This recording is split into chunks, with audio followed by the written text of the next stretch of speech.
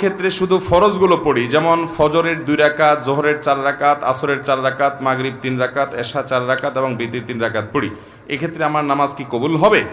দেখুন, শুধু ফরজ পড়েন এই ভাই, সুন্নত পড়েন না, নামাজ হবে কিনা? উত্তর হলো, শুধু ফরজ পড়লে ওয়াক্তের দায়িত্বটা আদায় হবে। জোহরের ফরজটা পড়লেন, জোহরের ওয়াক্তের দায়িত্ব আদায় হলো, কিন্তু এটা পরিপূর্ণভাবে হলো না, ত্রুটি থেকে গেল।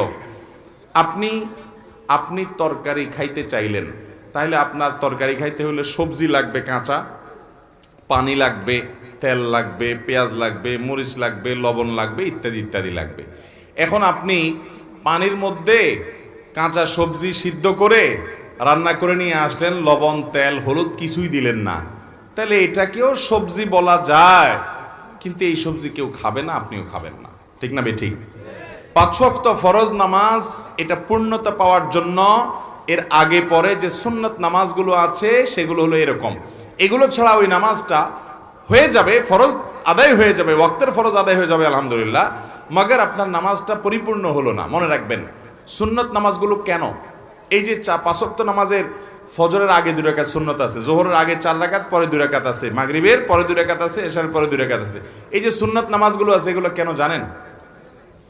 এগুলোর অন্যতম উদ্দেশ্য হলো যাতে করে মূল নামাজটা আমাদের সুন্দরভাবে হয়, তার জন্য প্রস্তুতি। আগেরগুলো হলো প্রস্তুতিমূলক আর পরেরগুলো হলো পরিপূরক। সুন্নত আগেরগুলা প্রস্তুতিমূলক, পরেরগুলাকে বলতে পারেন পরিপূরক, আর সবগুলাকেই অন্য অর্থে পরিপূরক বলতে পারেন। পরিপূরক মানে কি?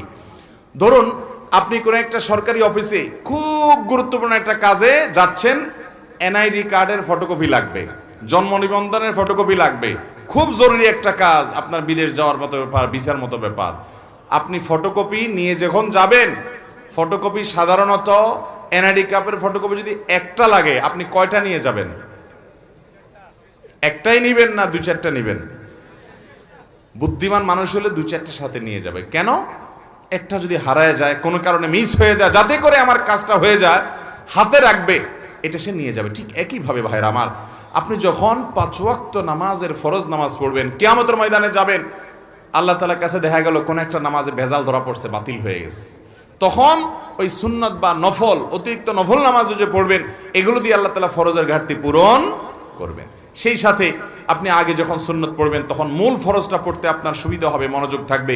নবী করিম সাল্লাল্লাহু আলাইহি সাল্লাম ফরজ নামাজের আগে পরে সুন্নত নামাজগুলো কখনো ছাড়তেন না, নিয়মিত পড়তেন। আপনি কিভাবে নিয়মিত ছাড়েন? একবার জোহরের আগে 4 রাকাত ছুটে গেছে, তিনি পড়তে পারেন নাই মেহমান আসার কারণে, এগুলো পরে তিনি পড়ে দিয়েছেন, এরকম গুরুত্ব দিতেন। হ্যাঁ, আপনার কখনো কোনো কারণে এমন পরিবেশ হয়ে